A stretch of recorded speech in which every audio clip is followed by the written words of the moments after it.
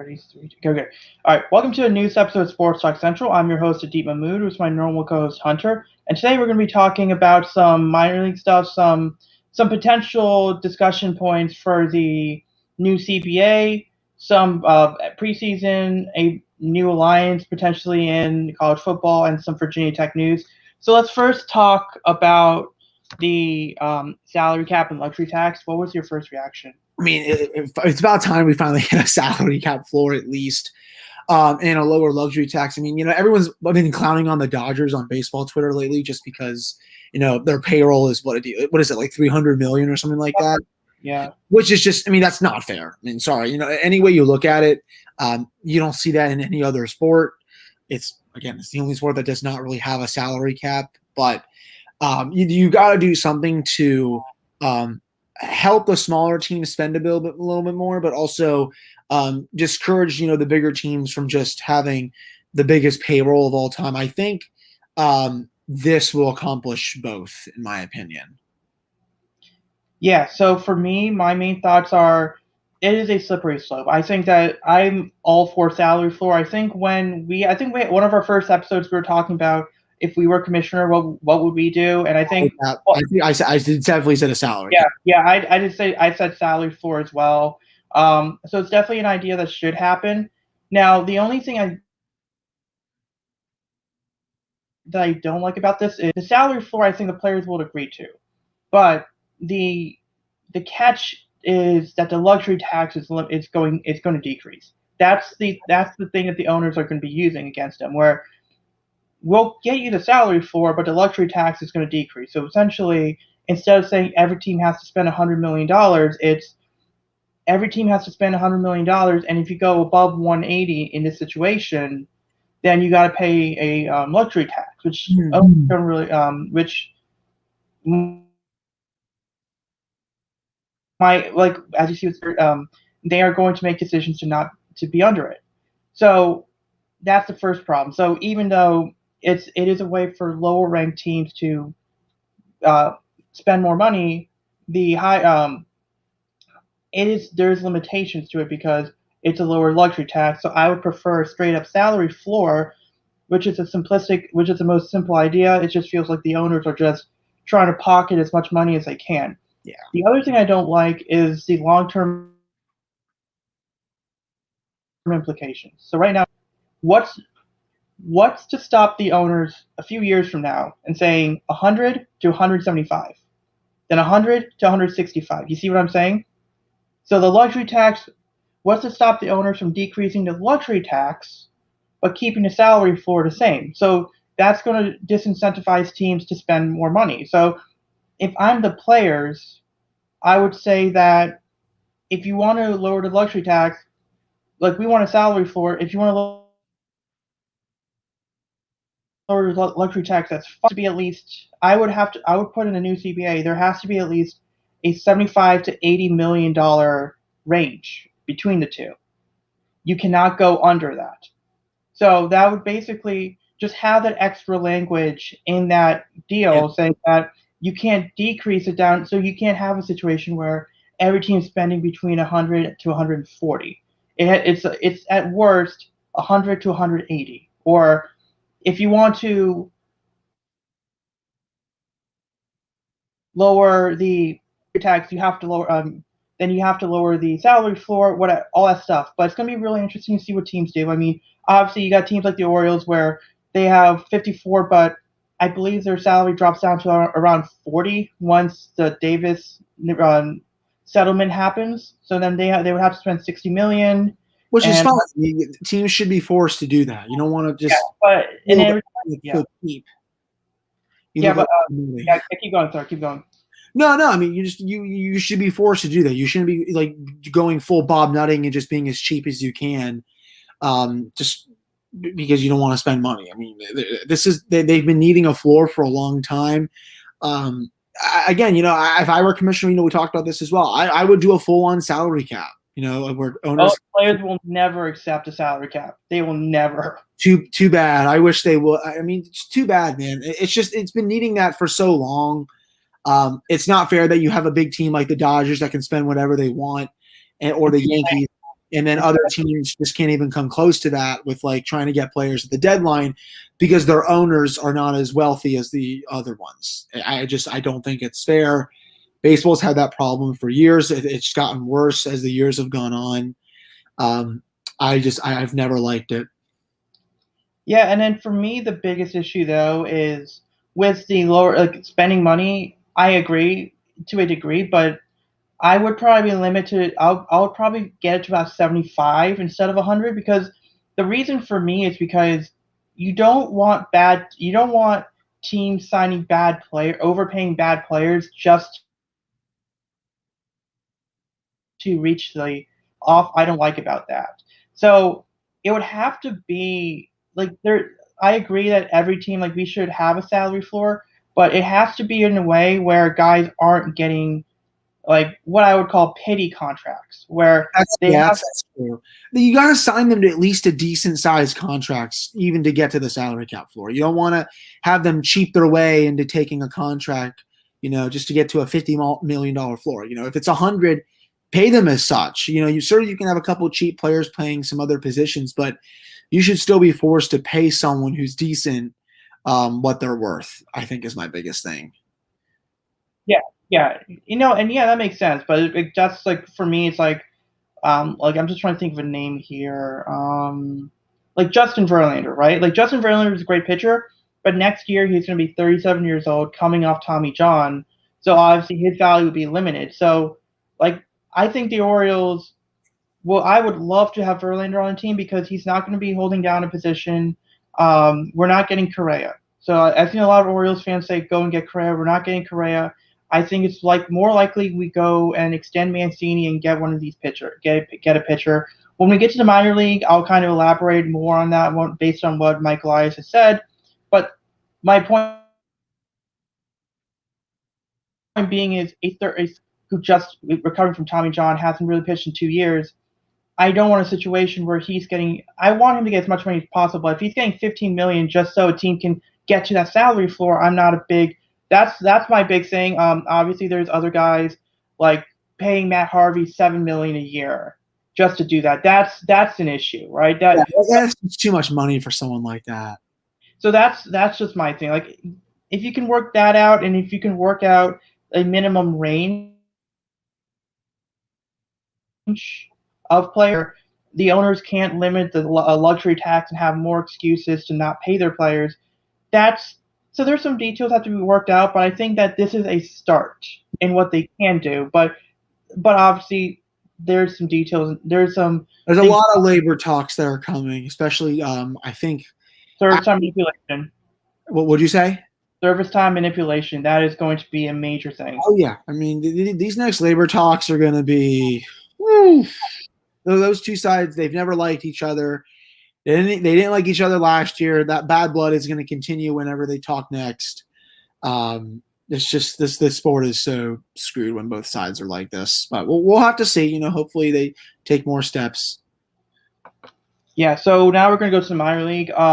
This is more Orioles. I mean, the Nationals now. I think their minor league systems are a lot. Their minor league system is a lot better. So I believe now I think the Nationals have like 3 or 4 guys in the top 100. Now, granted, 2 of them were Dodgers. The catcher yet. I believe he's still down there, but he's like been raking it up, I think, recently. So he might get called up though at the end of the year. I agree. Might be off that prospect list soon or something like that. I don't know what the innings limit there for a pitcher, but I mean, you guys have definitely fixed your farm system to a degree because you got Kate Cavalli, Brady House, Josiah Gray, and Kyber Ruiz. Those are your top 100 guys. And obviously a couple weeks ago and then they're obviously, and like I said, I think Josiah Gray probably by May or June next year drops off that list. But the good thing is you guys are probably going to have the 5th or 6th overall pick next year. So that's another guy that's going to probably be on that list. So it's a lot better. We'll see if those guys are good. Because obviously Brady House is still a high school guy right now. So and then Brady House, he's a high school guy, and this was a guy that was considered a top 4, top 5 pick a year ago, but then poor performance dropped him down to 11. So I mean, so we'll see what they do for the Orioles. I mean, for all the people saying that the rebuild's not going right, Fangraphs has the Orioles as the number one farm system in all of baseball. Baseball America just recently updated. They have the Orioles as the number two farm system in all of baseball. And then MLB Pipeline, I believe they use like prospect points. So like if you're number one, it's 100. Number two is 99, all the way down. The Orioles are third. Now Keith Law, for some reason, has them in 18s. I don't know why. Yeah. But three out of the system, and these are, and I mean, granted, maybe it's the international thing, but the fact that they don't have their international presence isn't enough to go get have a guy like a Vlad Jr. or Tatis or a Wander Franco, and they're still top five. That shows how good their farm system is. And to make it even more impressive, they got back absolutely nothing from trading Zach Britton, Kevin Gosman, Manny Machado, Jonathan Scope, Darren O'Day, and Brad Brock. They got back absolutely nothing. Yeah, they have like one of the best farm systems in the league. Without those two, yeah. Yeah. And then the Orioles now have, I believe, they have 5 players in the top 100 in MLB Pipeline. 83rd best prospect is Colton Cowser, who was their first round pick this year. He hit like 500 in the Florida Complex League. Right now, he's hitting about 270 in Del Mar 2023. I've seen a baseball YouTuber call him Christian Yelich light type player. So he's definitely he's a reliable Nick Markakis type player that could make an impact. Number 80, I believe, is Gunnar Henderson, a 20-year-old shortstop in High A Aberdeen. He is struggling a little bit there, but you have to keep in mind the average age is probably 22 or 23 for High A, and so he's holding his own against good competition. Could be a shortstop. The range, the glove might push him over to third. But in 2023, 2024, DL Hall is at 78, only because of shoulder soreness. He's super talented. Lefty, can throw 100, strikeout rate of around 13 or 14 per 9 innings. He's limiting his walks. I believe a couple years ago he had about 5 walks per 9 innings. Now I think it's now close to about 3.8 or somewhere in that range. So he's getting there. But if he has a healthy season, don't be shocked if he jumps up to like the top 40. Like he's that type of talent. And then you got to go all the way up. So now the Orioles, according to Baseball America and MLB Pipeline, they have the top pitching prospect in Grayson Rodriguez, first round pick 2018. He's going to probably make some majors next year, around towards the end. He probably finished this year in Double A, starts next year in Triple A, makes it to the Orioles 3 or 4 starts by the end of the year. And then obviously they have the top positional prospect in Adley Rutschman. So the fact that you can say that the Orioles now have the top position and pitching prospect, according to MLB.com and Baseball America, that's still pretty and they are terrible right now. So they're more than likely going to get the number 1 overall pick. If they take right now, that guy right now looks like it's going to be Elijah Green, which, first of all, it would be really interesting if they go take Elijah Green because, one, it looks like they can be wild card competitive in 2 years. Elijah would not. He's a high school outfielder, so he wouldn't fit in that timeline, but he might be there in 2026 or 2027. But here's the other thing. I believe Elijah Green's dad played tight end for the Steelers. To see that the son of a Steeler is going to be playing for the Baltimore Orioles. That's actually really funny. That's gonna be. But here's a catch. Here's the kicker with Elijah Green. 34% strikeout rate. Who was his dad? What was his dad's name? Let me see. The guy. It's Elijah. It wasn't Ladarius Green, was it? I believe his dad played I believe his dad played like tight end. Ladarius Green was a tight end, so I hope it's not him. Kind of funny though. I can look. Tight end Eric Green. Eric Green. It must have been a long. When did he play? That must have been a long time ago. Let's see, Eric. But the kicker with Elijah Green is that as a high school junior, he struck out 34% of the time. Oh wow. He was a yeah. Oh, okay. So a long time, 90. He was a two-time Pro Bowl selection for Steelers, a first-round pick in 1990. Went to, Before my time. oh yeah, no. And by the way, he also did play for the Ravens as well. That's funny. He played 3 years for the Ravens as well. But no, but it'll be pretty interesting to see like the family connection there. But he struck out 34% of the time. And let me ask you a question: if you're a scout, you see a guy at the high school level striking out 34% of the time, but and you're overall pick, does that give you a cause for concern? I mean, a little bit, but he also had like time to work on it, I would think. Yeah, so like the big thing for him is the strikeout rate. It's not really like everything else is there. Like he's a 5-tool guy, but it's for me like with crazy power. Mhm. But to me, the strikeout rate does concern me. It is something that is correctable. Like if you just improve his swing decision, it is correct. It's fine. I can live with that. But the issue, but obviously there are some college bats, and the Orioles have drafted a bunch of college bats in the first round the last few years, so they're more likely going to take that college bat. But my point being is the Orioles have a top 5 farm system, according to everyone but Keith's Law. They have an emerging international presence, and they're going to have the number 1 overall pick and the most money to spend. So their farm system is going to be a lot better. So, and then I'll briefly talk about some of the stuff that Michael Elias brought up. The good news is our first round pick from a couple years ago, who hasn't started his career yet because of myocarditis. He apparently is now resuming light baseball activities in Florida, so it's obviously good to see that there is still a glimmer of hope that his career can actually start.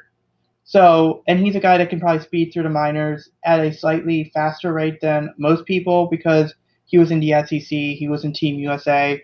He has crazy power potential. He has like 30 to 35 home runs a year type power potential. And he can play right field. So he's definitely someone to watch. I think that he did mention that Michael Elias did mention that they could be spending money on the major league team as soon as this year. So like instead of signing like the Matt Harveys and Tommy Malones of the world, they could be going out. Javi Baez. Something. I don't think Javi Baez. It's too much money. Yeah, I don't think it's Javi Baez. I think that. Let me say it's our Orioles fans. Carlos Correa is not coming to Baltimore. No one making no $300 million contract. Yeah. No one making more than, with the exception of Trey Mancini, no one making more than I would say 11 or 12 million a year is coming to Baltimore. So to me, I think pitching they might go after some pitching in like that $4, $5, $7 million range. Don't be shocked if they're going after Verlander, because Verlander's obviously his market. I covered a few minutes ago. His market's not going to be as strong as people think. 37 years old, coming off Tommy CBA, that's going to limit what value he has. I could see Detroit going after him because AJ Hinch, and also that's where he was drafted. But maybe Detroit is contending, so they don't think they need Verlander for that veteran experience. So Verlander's a possibility. Michael Pineda on a 3-year, $30 million deal is a possibility. Verlander 2 years, 18. Syndergaard, he's probably going to the Rays. I think that he's probably. Yeah, I forgot that he was a free agent after this season. Yeah, he's been injured so much. What happened to that guy? He's gone, I believe. Jeez, yeah, he used to be one of the best pitchers in baseball. Then he just fell off a cliff just due to injuries. Yeah, I just don't want to see Syndergaard on the Rays. I mean, it's gonna be interesting. Like that would be nasty. Or I don't think he would go to the Yankees or anything. You know, in the Yankees, they came on quite a bit after, you know, we kind of bashed them at the deadline. They were like, I think they leapfrogged the Red Sox the other day, right? Yeah. So I think so. I haven't really been paying too much attention to 28 since the deadline. They've just been racking up win after win. I can actually check the standings right now. The Red Sox have had quite the Number collapse. The two Red Sox 3. That's probably what it looks like. Yeah, But yeah, so it's going to be really interesting to see what they do. I mean, Robbie Ray, who's on the Blue Jays right now, he's a possibility. Strikes out a ton of guys, walks a ton of guys. So the Orioles, I think they'll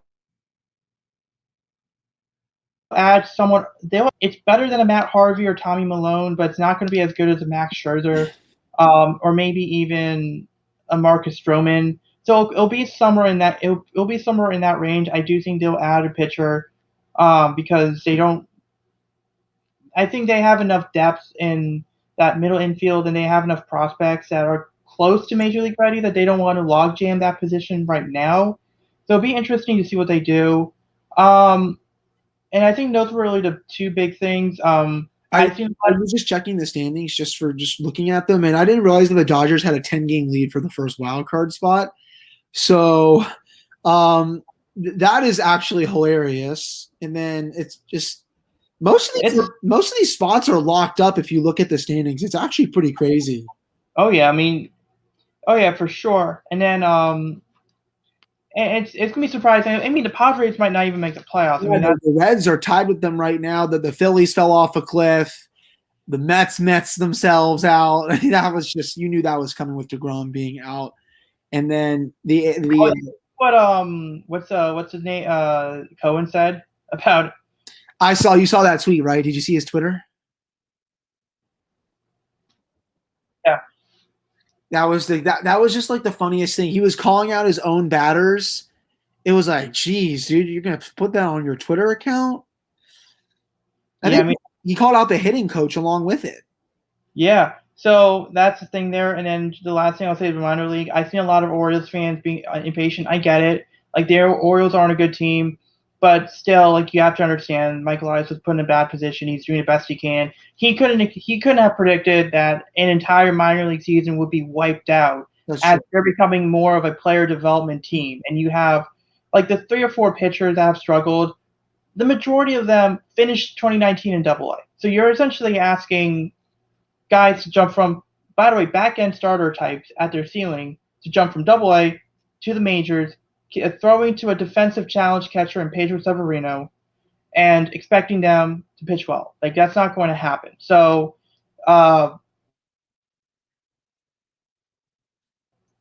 next can be better. I like our prospects. Rutschman will be up. Rodriguez will be up. And then they just keep drafting, keep developing talent, and they're going to be a lot better. So we'll now talk about Ravens and Steelers. Was there anything about the Steelers? Yeah, so they concluded camp this week. They'll play the Lions at home tonight. That's actually the game I'm going to, November 14th, against them. That just for my birthday weekend with my girlfriend. She got me tickets. So all the starters are going to play tonight. I'm not really sure how much they will play. This is always the dress rehearsal game. Tomlin will always sit out the starters for the other games. You'll see Big Ben in there tonight. TJ Watt, I think, will play as well. Obviously, Juju, all the running backs, offensive line. They may play a quarter. After that, I'm not sure. Do they give Dwayne Haskins time with the ones? If I were Mike Tomlin, I would. I think he's outplayed Mason Rudolph at camp thus far.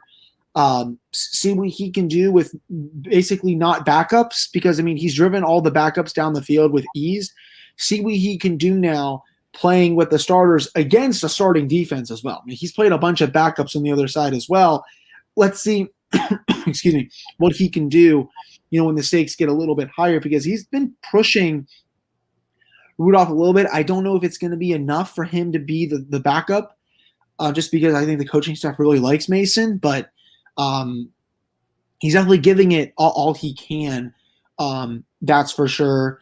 Nothing really too much happened at camp. I mean, there was an injury scare with Chase Claypool, had to be helped off the field, but it's just an ankle sprain. I don't think he's going to play tonight, so they'll probably just rest him for the last 2 preseason games. And then I think he'll be good to go for week 1. And I think, 4 weeks away now, I think is when it is. So they'll play this game. And then I think week 4 is their usual final game against the Carolina Panthers. They've been playing them, I think, for a decade now straight. They just keep rotating where it's played. I'm not sure where it is at this. I think it's in Pittsburgh this year, if I'm not mistaken. I'll have to double check on that. But Yeah, that game's at 7:30 tonight. Nothing really else though. That they restructured Joe Schobert's contract. They're probably still waiting to pay T.J. Watt. Can't wait to see what that contract looks like, man. It's probably going to be well over 30 million a year. Oh, yeah, at least 25, at least. It's going to be over 30. I wouldn't be surprised if it's 35 to 40. You know, No, that's quarterback money. I think well, okay, yeah, 40 is too much. I think 30. I think around 30. 30 to 35, I think, is where you'll see it. Probably a little closer to 30. But, that's a player that's like the biggest position that I would pay outside of a franchise quarterback. I think you don't let someone like that, especially as good of an outside linebacker as he is, walk for nothing. That's just not going to happen. They'll pay him, and then Minka Fitzpatrick. And you have the Fitzpatrick's up now. No, and you have a rookie, and you have a you're gonna have a rookie quarterback soon. So the other thing. Yeah, they'll have a rookie that Ben's money will come off the books, so that contract I think will just keep getting better. And then they'll have to pay Fitzpatrick. I mean, they're not going to let him walk either. So that was basically it for Steelers news this week. Again, like I said, camp wrapped out. They'll play the Lions tonight. I'm excited to see how the starters do. And then thankfully preseason is over after next week. So if you want, was there any Ravens news this week? Yeah, there's some. One, there was an injury scare with Mark Andrews, but it turns out it was more cramps. Because I think apparently where they were practicing with the Panthers, it was really hot outside. But Andrews also has type 1 diabetes, so is it more dangerous for him because of the type 1 diabetes? But it looks like the offensive line's coming back together. Ben Cleveland came back. Bozeman came back. Zeitler came back. Rashad Bateman's doing some light workouts now, so that's fine. That's good. Hollywood, Deion Kane, they're doing some conditioning tests. I mean, it's definitely hit or miss because because they have like 5 receivers out, or like at least 2 or 3 receivers are out at the top of these nagging injuries now than later on in the year. And it gives Lamar more time to practice with guys like James Prochet and Josh Oliver as well. So, because we all know Lamar has that connection with Hollywood, and he has that connection with Andrews, and they have that run game. So he doesn't really need like 7 or 8 weapons to throw to be comfortable with. Like if he can get comfortable with Oliver and Prochet and Duvernay and Tylan Wallace, that's great. Even Ricard, that's great as well. Just some of the other news. I mean, who do they play this week for Panthers? Panthers this Carolina. week. Oh, that's funny. Yeah, because we always play them every preseason. Yeah, but here's the other thing though. The Ravens have won 18 straight preseason games. Wait, is that like overall? Yeah, 18 straight preseason games. Wait, are you joking or are you serious with that? No, I'm serious. They've won 3 or 4-0 for like the last 5 straight years. They have won 18 consecutive season. No. The last one was I think 2014, 2015. I forgot what it was. That was the last time they lost a preseason game. Matt Schaub was starting in that preseason game. Wow. Yeah.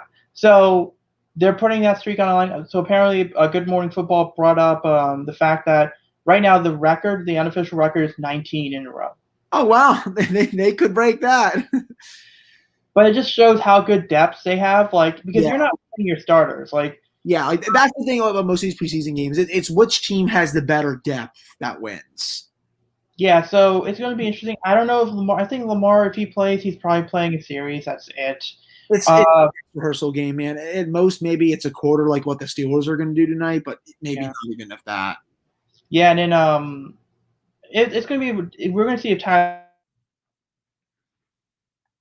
Huntley really has a back injury, so he's not. So he's probably going to be the. They're probably going to like put him on the practice squad. The Trace McSorley got hurt last week's game, if I'm not mistaken. Well, he got hurt before, but then looked terrible. And then what else was there? I mean, Justice Hill. I wouldn't be surprised. I would not be upset if they cut him. Like he does not look good as a third running back. Adafiowe looked good. I don't know if it was the Saints or the Ravens defense, but they created 6 turnovers against the Saints that game. But then again, it's Jameis Winston and Taysom Hill were quarterbacks, and I'm Ian Book. curious to see how they'll be this year without Breeze. I do not think they're going to be a good team. No, they're not. And what else? I mean, it's also like a terrifying sight to see. Like if you're on special teams, seeing Chris Westry, the guy I talked about last week, 6'3", 4'3", 40, actually 6'4", I believe, and then Odafe Owe, 6'5", 2 for 40 time as special teams gunners running after you. I'd be a little freaked out. So it'll be interesting to see that. I really don't really care what happens. I just hope the Ravens stay healthy. That's all I care about. That's all you really care about for preseason. Hope your team stays healthy. It's nice to see some of the competition, especially with the Steelers. The punter one is still going. Probably my best pick competition yet. This is actually decently close between Barry and that rookie Presley Harvin. I don't even know who's going to win it at this point. They're going to go down to the wire, and then they'll trade one for like a 7th-round pick. Speaking of trading kickers, I think I texted you. So the Ravens, they are a factory of kickers. Like Will Lutz came from the Ravens. He went to the Saints. I think there was a guy from the. Hey, we've always had a stable one too. Jeff Reed for a while. Yeah, we got the corpse of Sean Sleeston was able to be really good for a long time. Just couldn't kick a lot of 50-yarders, but they didn't really need him for that.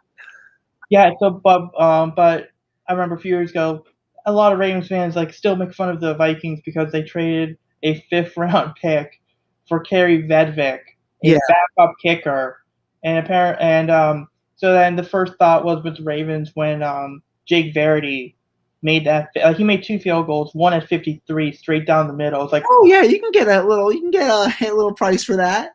I'm just laughing if a team is stupid enough to give a 3rd or 4th round pick for him, we will gladly take that. I don't think we're going to do that. Probably like a 5th or a 6th. If you give up I'm fine with the 5th round pick for him. I'm fine with the 5th or 6th round pick for him. He's a backup kicker. Their value is absolutely nothing. If you get a 3rd or 4th round pick, a GM should be fired on the spot. Yeah, but my point being is it was pretty funny. It was like that discussion of who's going to trade for I could see, like you said, the Raiders could trade for him. I mean, maybe call up the Vikings, see if they need a kicker, because it worked so well the first time. Yeah. Or maybe call up the Jets because they always seem to like getting former Ravens. So it's gonna be interesting to see what's going to be like. And then which is the ACC, Pac-10, Big Ten. What are your thoughts on that? I don't even recognize college football anymore, man. It's just I feel like this sport is a shadow of what it used to be. It's only going to get worse.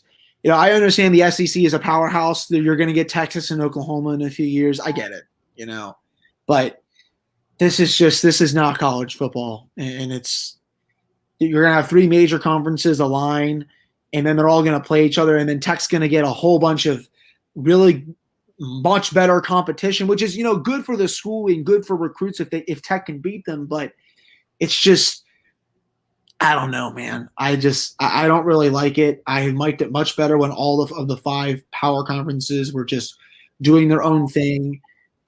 This is only going to make it worse. I do not like a realignment in this.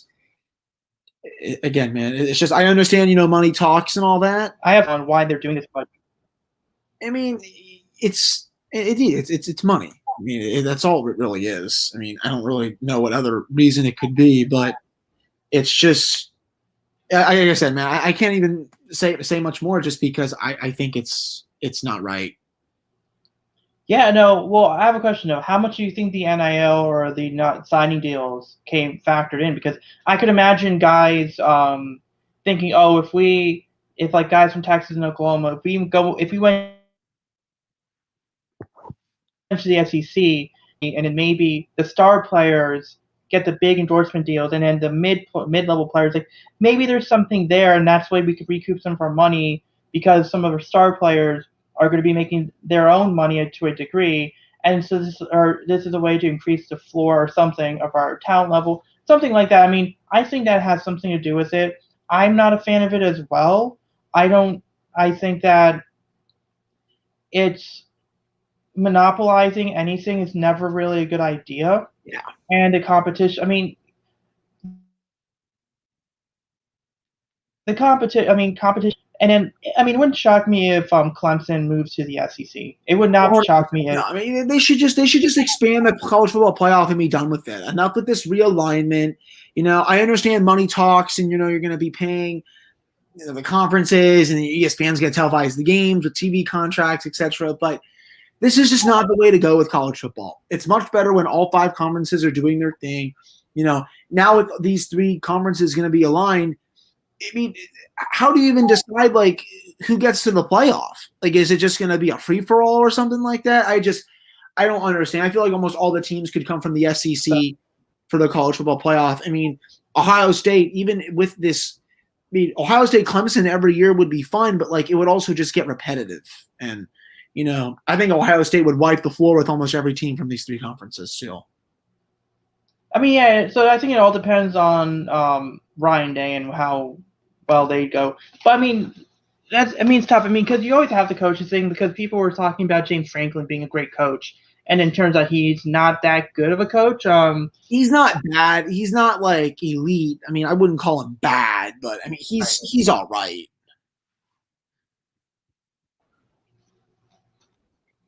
But yeah, and then right. yeah. So, but going in, I mean, obviously Cam, like going in before we talk about Tech basketball, obviously we got Cam Johnson.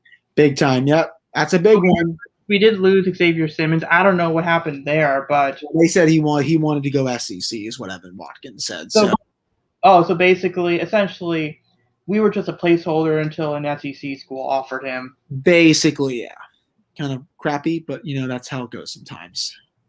Look, I mean, we're getting we're gonna talk Radford in just a second, but pretty much, yeah. I mean, I think we are recruiting better this year. If we win, we'll keep a lot of these guys. We'll see if these guys are kept further. Yeah, we'll see if we keep these guys, and then maybe this helps us in state recruiting. All I want to see is the floor of the talent increase. Like, I don't care about getting like 25-star guys or the average rank go up more. Like I want to see more higher ranked 3-star guys and not necessarily like lower ranked ones. You know what I'm saying? Yeah, I agree with you. And then obviously we're just looking for. But here's the thing. I think with Xavier Simmons, I think we're targeting what's the dude Banks. Yeah, he's the big target left with Corbin Page, and then that Benji guy who decommitted from OSU. I think Ivan Watkins said they're in good standing for him unless Clemson comes up and offers for him, which would be very hard to beat. Yeah, so it's going to be interesting to see where they go with how they finish up. But I think we're both pretty happy with how it looks so far. It's a lot better than the last couple years, but it's still not where we want it to be yet, I think is my main take on it. Yeah, so we'll just talk about our last story, which is Tyrese Radford transfers from Tech to Texas A&M. Now, there are 2 main stories here with A&M. The first one is Buzz Williams is suspended for 2 games. Yep. Apparently has nothing to do with Radford. But second one is Tyrese Radford. I think him and Beatty were the 2 last non-Mike Young recruits. That's actually kind of nuts. Yeah, that almost everyone from the Buzz Williams era is off the team. It was going to come eventually. And I'm not sure, is Beatty officially coming back next year? Because I don't know if he's made the announcement yet. So I think Chris Arvin said it's coming sooner rather than later. He can come back. I think he'll be a graduate student because he graduated, I think, from undergrad this past year. So we're still not sure if BD is coming back. Yeah, but the Radford thing, I guess I was a little bit surprised that he went there, but I also shouldn't be because, Buzz originally recruited him. But, you hate to see Buzz Williams get suspended for some recruiting violations, even though his program there is not doing well. All that said, Mike Young is doing a fantastic job here. I'm sure they'll be fine. We'll have to see who they get to fill out this 2022 recruiting class. Yeah, speaking of Ohio State, I just saw you retweeted him for Brett McMurphy. Ryan Day did name the redshirt freshman as the starting quarterback. He's a 5. All our quarterbacks are 5 stars. So None of their quarterbacks this year have thrown a pass. None of them. You know what? You know I who? believe they are all. I believe they are all freshman or sophomore quarterbacks there. They have no one that has thrown a collegiate level pass. You know who? You know who's really missing out on this? Like, I'm trying to figure out what the name, what the guy. I want to say Last Chance. I don't know if he was. Oh, Tate Martell. Yeah. You know who he's missing out on all this? I mean, Tate Martell. I mean, I don't think the nicest guy in the world. Yeah. But oh man, like Ohio State, like what? I think he's like in Nevada, college in Nevada. Yeah, he transferred somewhere. I don't remember where. It was Ohio State, I believe, to Miami. Then Miami tried to play wide receiver, then transferred apparently to like a school in Nevada. So I mean, it's. I mean, that kid really messed up his chance. But that's where we'll end the show. Today, I think next week we'll be back North Carolina game, I believe. No, next week Tech doesn't play. Oh no, okay, yeah. Labor Day weekend. Yeah, we'll do the show normally next week. The week after, we'll have to do something else. I'm going away that week. And those are the next 2 weeks. The 2 weekends after that, I'm going away both weekends, one for a wedding and one for something with my girlfriend. We'll talk about that next week. Though we'll definitely do a show as like a college football preview kind of thing. Yeah. So I mean, college football is starting up soon. So obviously preseason updates, all that will be there. So it's gonna. Thank you all for listening, and we'll see you next week. Yeah, we'll talk to you all next week.